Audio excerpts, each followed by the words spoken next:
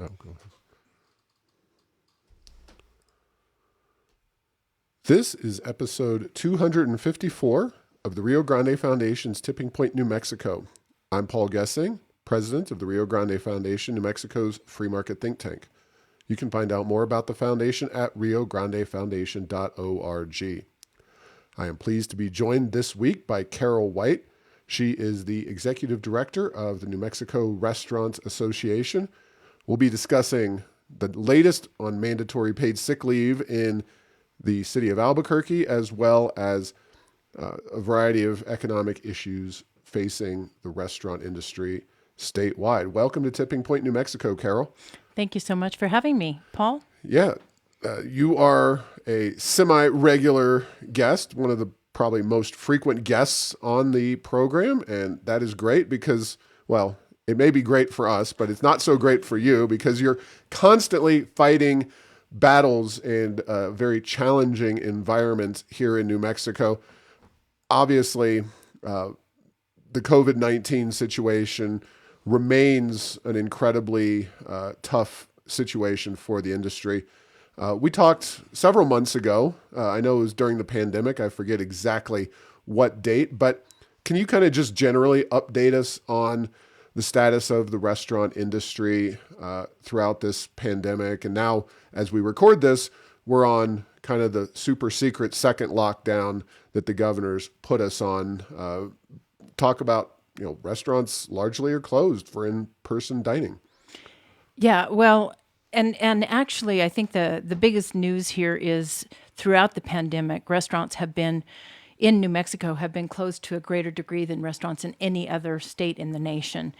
And the interesting thing is we're not finding that it's really changing our COVID spikes or numbers in any significant way. And so I think it goes to show that that's not working. But then again, the governor just a week and a half ago decided to shut down restaurants once again. We were only open at a 25% capacity, and only one state in the nation was open to that capacity, and that was New Jersey.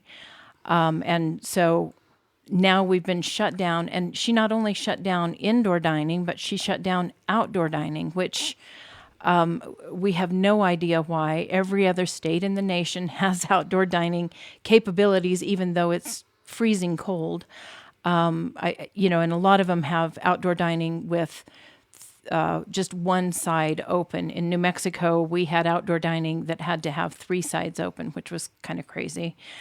So New Mexico. So hold on, let me jump in there because I've seen some very funny, to the rest of us, not maybe people in the industry, funny memes and talking points about folks in restaurants setting up tents and whatnot, often like completely closed off. So there are rules and regulations as to what constitutes outdoor dining as opposed to indoor dining. Even if you're physically outside the walls of the restaurant, you have to have three sides open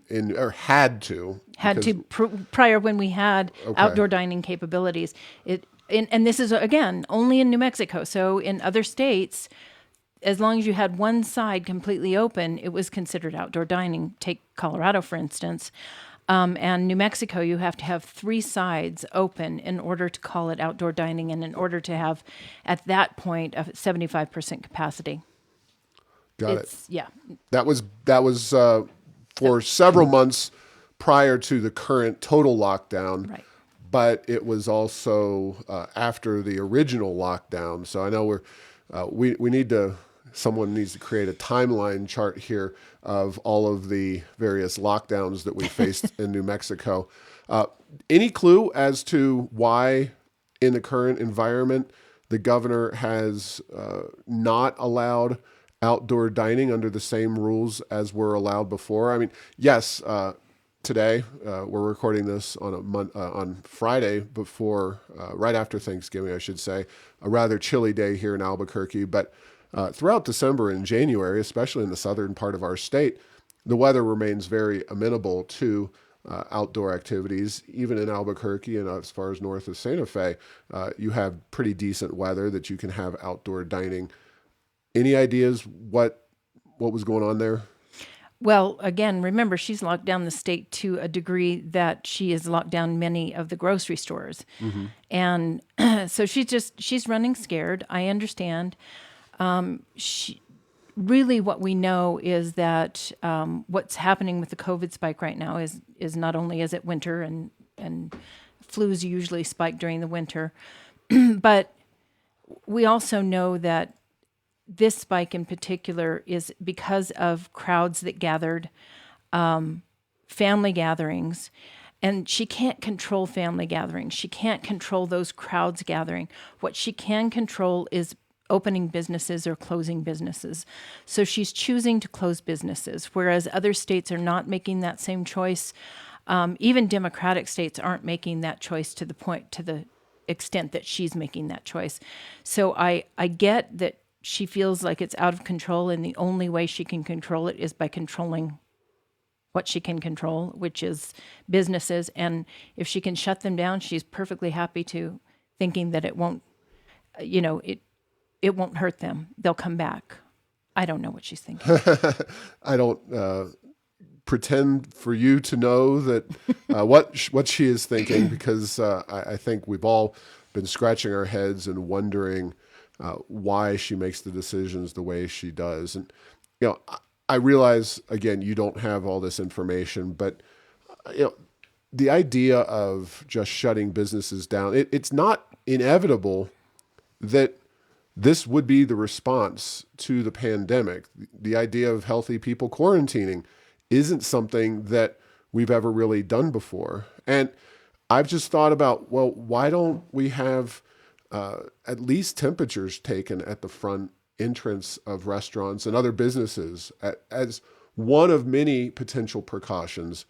And then I know this is probably beyond the scope of this conversation, but there's articles, including one recent in Politico. Why doesn't the U.S. have at-home coronavirus testing yet?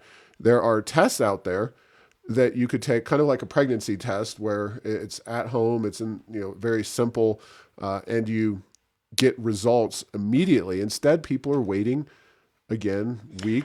Well, and I think that's a matter of cost. As a matter of fact, somebody came to me and said, I have these tests that you can take at home, and we can get them to you for $107 a piece. Well, if every time my employees show up, and this was really for restaurants, if every time my employees show up, I have to pay $107 to get them tested, then it's not worth it for me to have them show up, because I'm not going to make $107 per employee, much less their salary or wages on top of that. So those tests are available, but I don't think they're available at a cost that's worth it for restaurants anyway. My understanding is that the film industry has been able to strike a separate deal with the governor. I've looked at the basic contours of that. I've been told that there is testing that's happening to those folks, on a multiple times per week basis. NFL, the Lobos and Aggies, despite their not being able to play in the state of New Mexico, they're being tested regularly. Has any of that been floated, suggested, considered? I mean, I know restaurants are a much less politically favored group than film, but as the head of that industry, was there ever a contemplation of, let's do something to get restaurants the ability to stay open here? Was that ever considered? We've actually been bending over backwards, and pretty much everything that's been suggested by the governor, we've done. There was, you can't open until you get the New Mexico's safe, right? New Mexico safe certification. So right. We all ran out and kind of broke the safe certification system, because everybody had to get it within 10 days, and that was 3,500 restaurants. and everybody went out. They did what they had to do. The safe certification, it basically runs by what are the COVID safe practices that are recommended to your industry. Now, in the restaurant industry, we have to follow the retail industry, the restaurant industry, and general industry practices. So we have like 3 levels that we have to deal with. And so you go through and basically there's videos and many tests that you have to take in order to get the certification. So again, everybody went out and did that. And that was just, I think, 5 days prior to this latest shutdown. So we were told that if we did that, we wouldn't be shut down.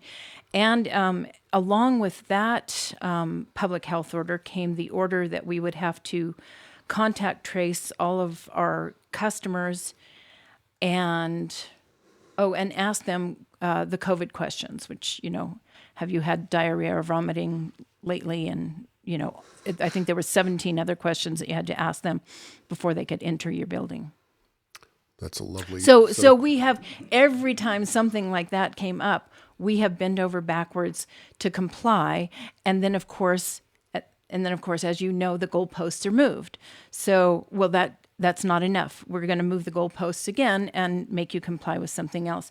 So we actually have put together a task force of, we've got university professors, we've got engineers and architects and other folks looking at some of the mitigation efforts for restaurants to see if there's something out there that could actually work for restaurants.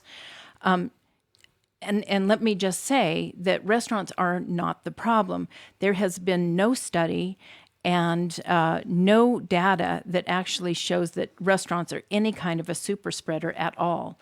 As a matter of fact, more data shows that maybe an employee will show up at a restaurant, and in fact, that will be the only COVID positive employee in the restaurant, meaning that it's not even spreading from employee to employee. Now, there has been some spread to employees, and we're not even sure if that's happening within the restaurant atmosphere, or is that something, they're outside of the restaurant either living together or partying together or being at larger parties and getting COVID, bringing it back to the restaurant, but then again, not spreading at the restaurant. So forgot my point, but something about restaurants are not the problem. Mm-hmm. The state has no data showing that restaurants are a problem. But again, she shut down everything. She's just going to extreme measures right now, and and I'm not going to deny that there is a spike in the virus, but we've got to do what other states are doing, and that is learn to live with it and learn to get those vulnerable people out of the way, so that and quarantine, so that everybody else can move on with their life. Yeah, I couldn't agree with that more. It's been very frustrating, obviously, and of course, the grocery stores, the food network, and the food situation in this state, especially over the last week or so, where grocery stores have been impacted by the occupancy limitations and the rapid response issue. Now, I presume that hasn't so much directly impacted your industry, except for an occasional restaurant getting the rapid responses. But the restaurants have plenty of food and people can go eat there. There's no issues with that when they're open. Well, and remember, most restaurants are open for takeout and delivery. Right. So that part is still available to anybody who wants to do that, and I encourage people to do that, because we're going to lose a lot of restaurants with this latest shutdown. I mean, people just can't keep shutting down and opening up and shutting down and opening up without some kind of federal relief. Now, we went through the spring shutdowns with the federal relief, and that's what brought us back out of that, because people were able to purchase inventory and other things because their payroll was already paid for. If we don't get some kind of federal relief, we're going to be really hurting. And of course, the state did just pass the $300 million in relief, which is great, because $194 million of that goes to employees that are on unemployment. And our employees need that badly, and we care deeply about them. I can't tell you how many restaurants called me very upset to crying this last week when they had to once again lay off their employees. Yeah, that's no fun for anybody, especially when it's really out of your control. Well, and it's the week before Thanksgiving. What a time to to shut down everything and put people out of work. Right. I think that's unconscionable. And the other thing I was going to go say ahead. is that so of the 300 million, 194 went to those employees, and then $100 million is out there in the form of $50,000 grants that have to get out the door by December. So by December 28th, I believe it is. So we've got less than a month to get those out the door and into the hands of small businesses that are impacted by this. And one thing that the governor's office did write into that bill is that that preference would be given to hospitality and leisure businesses. So that, that's practically the first nod that this industry has had from this governor. And so I really appreciate that. I've got to say, we definitely weren't expecting it, but we certainly do appreciate it. That gives about 2,000 grants at $50,000. So, hopefully our members will get in there and get those grants because I know they need them. Now, as much as you're kind of referring to the recently completed special session of the legislature. Now, as I understand it, that money was CARES Act money. Yes. It was, I think the state put in $10 million, and it was somewhere around 300 or so. 330 million, I think, $1 million total that they were able to disperse. That was at the one-day special session that happened during the week of Thanksgiving. 2 special sessions in 1 year. That maybe not a record for the state in its history, but definitely for my time in dealing with the legislature in Santa Fe. We've had plenty of special sessions, but never 2 in 1 calendar year. So that money will help, but you mentioned federal assistance and a possible, CARES Act 2, for lack of a better word. There's obviously a few months left in the Trump administration. It doesn't seem like there's been the agreement that they've been able to come to, and that's going to be tough stuff for industries for a few months. As much as my fiscal conservative side, my free market side, doesn't like Washington just printing more money, the flip side is, we've got governors, notably ours, but many other states. California is a huge state, and they're relatively shut down. Are there any specifics that your industry is looking at relating to the CARES Act 2? Was it all good from your perspective, the PPP and the other things? There was the higher than the bump up in unemployment was when it was very controversial. What are you looking for lack of a better word, out of this next bill? What should be brought over from like a CARES Act type bill versus what should be discarded, or any other additions that we should look at? So the original CARES Act bill, actually the PPP was very difficult for restaurants because we were shut down at the time, and the CARES Act really gave you money for your payroll to stay open. And we had already been shut down, and we had no way of reopening.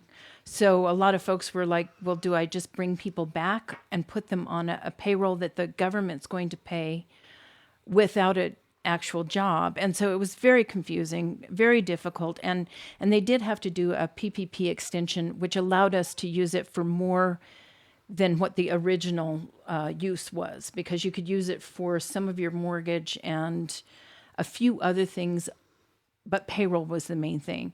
So again, we had a hard time getting through that money. A lot of folks got the PPP money, and it helped. Right. But right now, we actually in Washington, the National Restaurant Association is, advocating for specific money for our industry to go to more than that. We've got people who have been shut down, and in New Mexico specifically, since the beginning. Bars have not reopened ever. Mm-hmm. And those folks still have mortgages that need to be paid. They have rent on buildings that don't, the rent may not be due now because you have a decent landlord, but when you start running again, they're going to want back rent. Mm-hmm. And so things for our industry would include, paying for mortgages that need to be paid for. And keep in mind that not all of the restaurant industry is hurt by this. We've got drive up and drive through restaurants that are doing quite well. And so the PPP money had the ability to give the money to businesses that were not really impacted by COVID. Right. So and just so go people ahead. know, PPP Sorry. is a federal program, part of the CARES Act, that was designed to keep people on the payrolls of the businesses. It essentially, for I think a couple months, covered your employees' pay as long as you didn't let those people go. I'm not sure if it was during the time frame or during the year. It was there was some limitation. You couldn't just keep them on and then let them go. You had to keep. But I understand the point about the restaurants, and you were already shut down, at least here in New Mexico. That wasn't necessarily the case across the country, but for New Mexico, certainly it was the case. So just to be even more clear, the PPP is Payroll Protection Program. So Right. that was to kind of keep people off of unemployment Right. and get them back in, to their employer. But CPAs and lawyers' offices and construction offices, none of them were closed, but all of them could get PPP money. Right. So we are looking for something specific for our industry that would allow us to spend it on more than just the payroll. Of course, the payroll is helpful. So,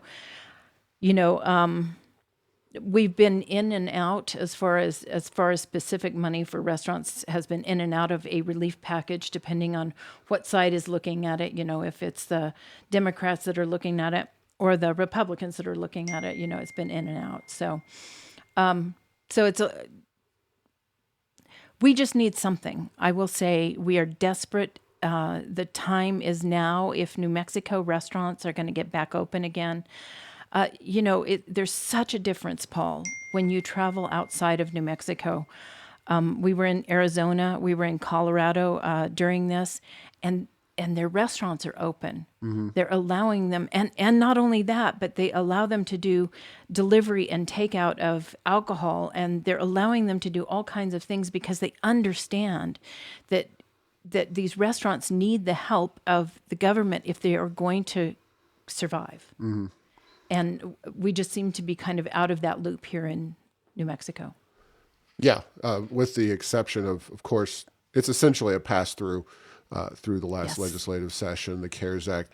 I think $10 million of that money came from state government resources. And, I'm not even going to ask how your relationship is, what your expectations might be for, I will, I guess, because the governor did float the idea of a $25 million bailout, whatever, for tourism in the next legislative session. $25 million, if you really look at every business that's been impacted from COVID-19 that is in that tourism industry. And, we've got obvious businesses. They're obviously tourist related. El Pinto restaurant is definitely a tourist attraction in a way that maybe the McDonald's down the street isn't a tourist attraction, but all restaurants in New Mexico are somewhere on that spectrum of tourist industries. And, is that something that you are hopeful for? I mean, $25 million isn't a ton of money when you think of it, but is that something that you're hoping that will be pushed over to restaurants in a significant way? Well, so that money is to go to the tourism department for marketing. And it's over 3 years. That's what the governor's proposed? Yeah. That's not money to go to our okay. industry. That's money to go to marketing, which is okay, which is great. I got to say, if you ask me, I mean, tourism as an industry can point to for every dollar we spend in marketing on tourism, we get back $4 to our state and through the economy. And I think it's either $1 or $2 back. It's less than $2, but we get a lot back into our coffers from that. And so every bit of money that we can spend, I think they should be spending $25 million a year to get people here and tourists back, and especially the way we've treated them this past year. I think we're going to have to do a lot to make them feel welcome again. And $25 million is not a lot in that fund. Yeah, and I'm a little more skeptical than you are maybe about the powers of advertising. Of course, it helps to have a tourist industry doing the things that we expect a tourist industry in New Mexico to do, which is the state fair, which is the balloon fiesta, of course, and other major events. And, look, most of those events, all of them since March, have been canceled. And now we're heading into the holiday season when all of those events will have been again be canceled. Well, we canceled Thanksgiving. We're probably going to cancel Christmas. The governor has been saying 9 months to 12 months, and that was a couple months ago when things were a little bit better in terms of the virus. So it's the hope is certainly at some point, if we get a vaccine and everything works out, we'll be in better shape. But we need to get into our main reason for talking here ultimately, which is the mandatory paid sick leave that will be discussed at Albuquerque's City Council. You said on December the 7th. Yes. And so that would be let's see, next 2 weeks from, or a week from this Monday. So Monday is the 30th, and then the following Monday after that. And there was some confusion about that first and foremost, and we've sent out several email alerts to folks, and maybe it seems duplicative or why the timing worked out. So it looked like there was going to be a vote one week or a introduction one week and then a vote the next week, but that didn't happen, obviously. So talk about the timing issue. So there was an introduction, and weeks are escaping me, so I'm just going to go by. There was an introduction, and then the next week was the Finance and Government Operations Committee was listening to it, and then we were under the impression that the next week it would be voted on by the full City Council. And they don't print their agendas until the Friday before the Monday meeting. And so we honestly had no idea when it was going to come up. And as soon as we heard from one of the counselors that said, that this isn't going to come up until our December 7th meeting, we had no idea. And really we have no way of knowing unless a counselor brings it to our attention. So we have set people up to to get ready and nothing. But December 7th is what we have been told. I am honestly, Paul, hoping that these people will take this off of the agenda. I cannot imagine in this atmosphere with businesses almost completely closed down, but we are closed down. And in this atmosphere to bring this up, it just seems like they aren't living the same nightmare we're living. I don't know. Now, of course, we can talk about the history. Don't need to go into it, but we voted on this in the city. It was 2017, right? Narrowly defeated. Then we've seen multiple iterations. If you're just sitting back in normal times, I think you agree, but we don't like mandatory paid sick leave because we don't like government setting the rules of the game for what businesses do with their employees and how that works out, because that's a voluntary relationship that government should have limited impact in. But this is a better written, perhaps, paid sick leave bill than what we've seen. Do you care to go through some of the details? I mean, it's phased in over a couple years. It's a little more clear. Some of those other bills were just... Well, they had distinctive punishments in them, just for being an employer, not even for doing something wrong, but just for being an employer, you were punished. And so, a lot of those really egregious pieces of ordinance are not in there, are not in this one. But then they just voted on one of those sick leave ordinances in July of this year. Right. And they voted that down, and they bring it back up in October. And it's just, I mean, it's crazy to me that they could just keep doing this and doing this and doing this. And here's the thing about it is it's a morale killer.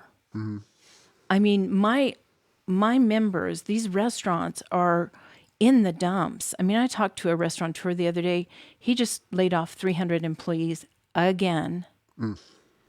He started out the year with 550 employees. He now has less than 100 employees. It's just heart-wrenching. And then they hear that the city council, instead of helping them, instead of giving them some kind of a relief, something, let us help you, the city council comes out and tells them that they're going to put this extra burden on them for when they do hire their employees back, they're going to make it harder. Yeah, and I think that's obviously the best argument. It is we know that a majority in city council would probably like to see a mandatory sick leave bill passed. They're jealous of the county, Bernalillo County, which has something.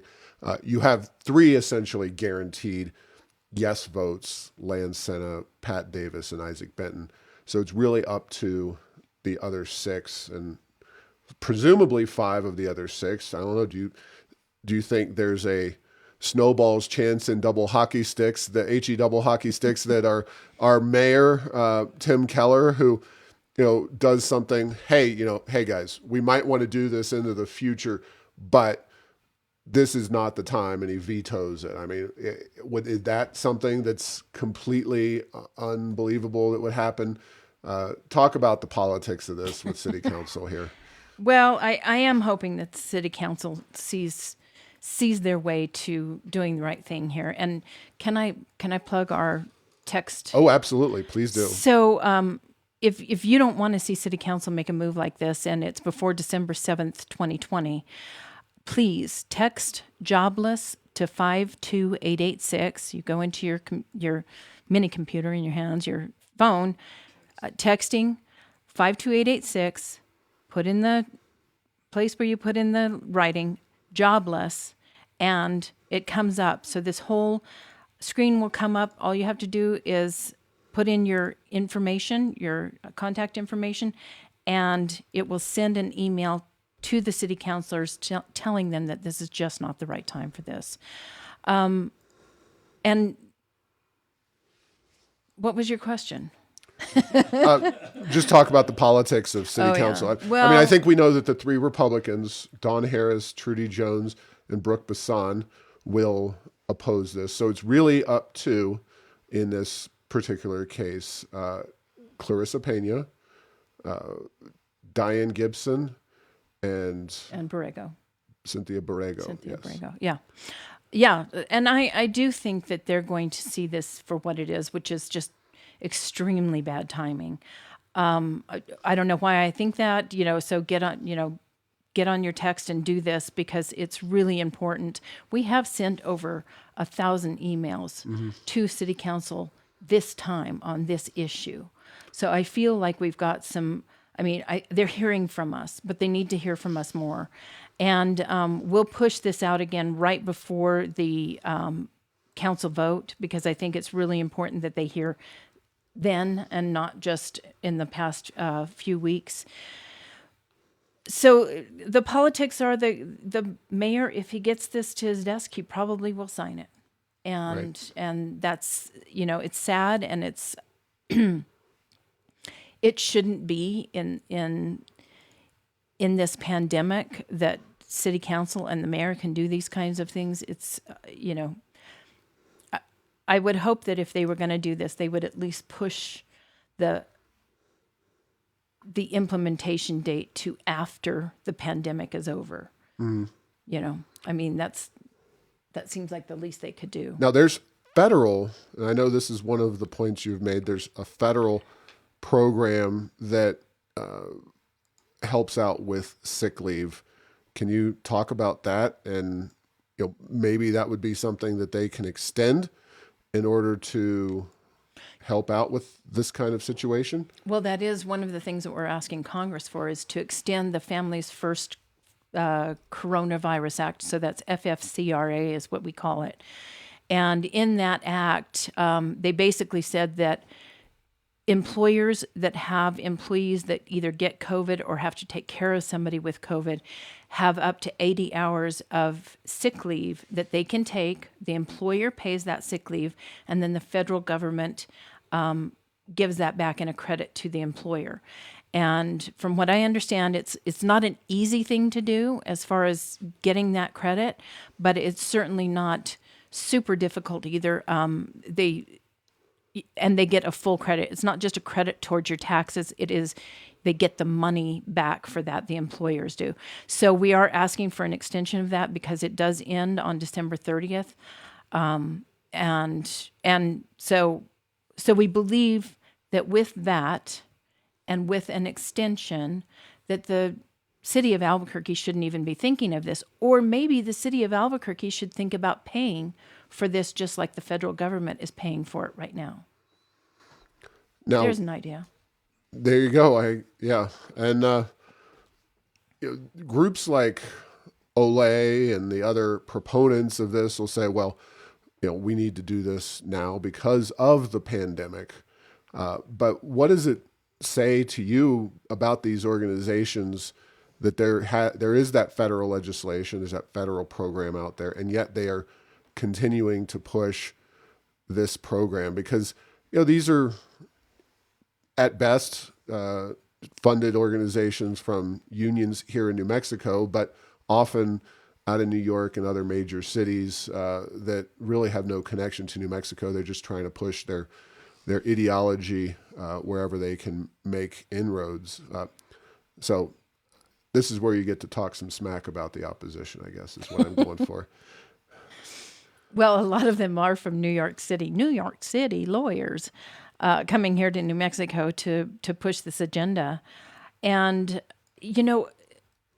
here's the thing. Restaurants seem to be the tip of the spear in this. And the reason for that is that we give people their first jobs. And I'm not going to say you're going to make a whole lot of money at your first job. You might just make minimum wage. And let's see, 1/3 of all Americans get their first job in restaurants. And half of all Americans have worked in restaurants at some point in their lives. So I know, Paul, you got your first job in a restaurant. And I'm proud to say that we give people their first jobs. Those are minimum wage jobs. Those are jobs without benefits. And people move up in our industry, and they move up out of our industry. So those first jobs are important, and we're about to lose them. And it's because of things like this. Add additional benefits. We don't give benefits in these first jobs because we can't afford them. And I should say, the consumer can't afford an enchilada that's $20 or $30, right? And so if we're paying our employees that much more and giving them great benefits, then you're going to pay a lot more for your enchilada and or burger. And it's going to become so cost prohibitive to go out to eat in a restaurant that you're going to choose to stay home. And I think it's going to be really hard for us, Paul, coming out of the pandemic as it is. People have been now conditioned to do something else. At one time, in March of this year, the food dollar was half and half. So half was spent in restaurants, half was spent in grocery stores. And right now, that's changed, obviously. Mm-hmm. And I don't know what the percentages are now, but I know that it's significantly less for restaurants. And coming out of the pandemic, how is that going to look? And then if you put all of these burdens on, if you put the burdens on the employers that need to come out of the pandemic, I just don't, I can't get their thinking. Some other time. Yeah. How about statewide sick leave? I know the legislature will be meeting. Who knows what that session will look like? I'll probably see on a Zoom meeting somewhere in some random committee because obviously it's looking like, well, it's hard to envision a way that, given the thought processes of folks here in New Mexico, especially with the governor, that there would be any involvement in the roundhouse of the citizens. And I think it's a very dangerous proposition. But throwing all that to the side for another time, there has been talk of mandatory paid sick leave at the state level. I'm assuming that you would be no more encouraged or supportive of that.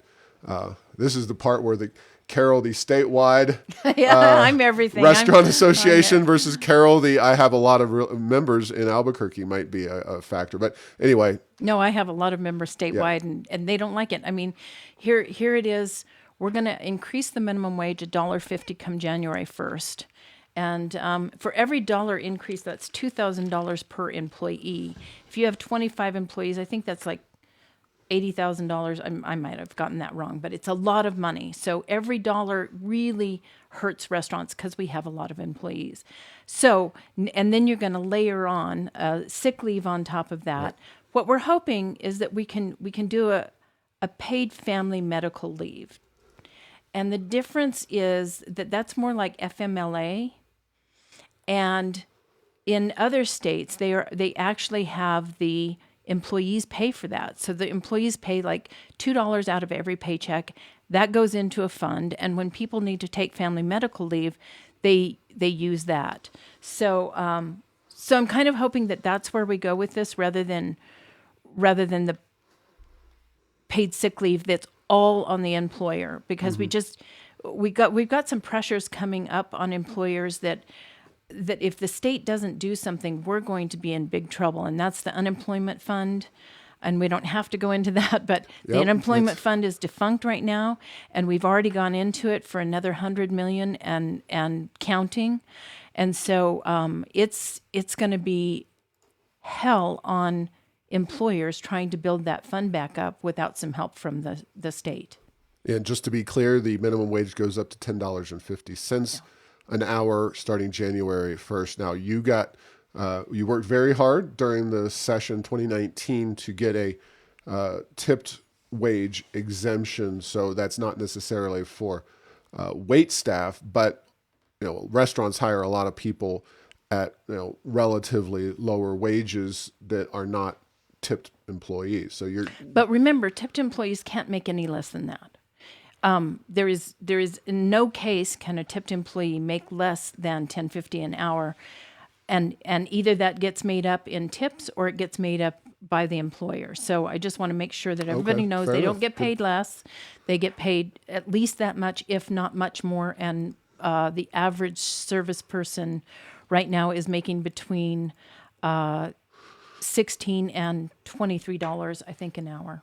Well, having waited tables myself, as you alluded to, I can assure you that if you're working in a restaurant, now these are not normal times, but normal times, if you're working in a restaurant as a waiter or waitress and you are making below the minimum wage, even though, obviously, let's just say that $10.50 is a lot more than the wage I was working at back in the olden days of my waitering days. But still, if you are threatened as a waiter or waitress to make less than the minimum wage, you probably should go find a different job at a different restaurant, because waiters and waitresses work very hard. It's a very challenging job, mentally taxing. I memorizing and remembering all the different aspects of the menu and the different requests and variations that people ask for.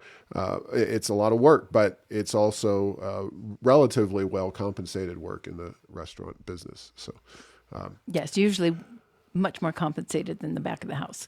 Yeah. Well, thank you for your time. Again, talk about how folks in Albuquerque can reach out to their city councilors and make sure that they know what they feel about mandatory paid sick leave in the city of Albuquerque. Please text jobless to 52886. That's jobless to 52886. Thank you. All right. Thanks for listening to this week's show. Make sure to get the latest edition of Tipping Point New Mexico by subscribing at Apple Podcasts, Stitcher, and Spotify. You can post or comment on this and other episodes on Facebook and Twitter, and tell Google Home to play Tipping Point, New Mexico. Thanks to Path 3 Marketing for producing this show.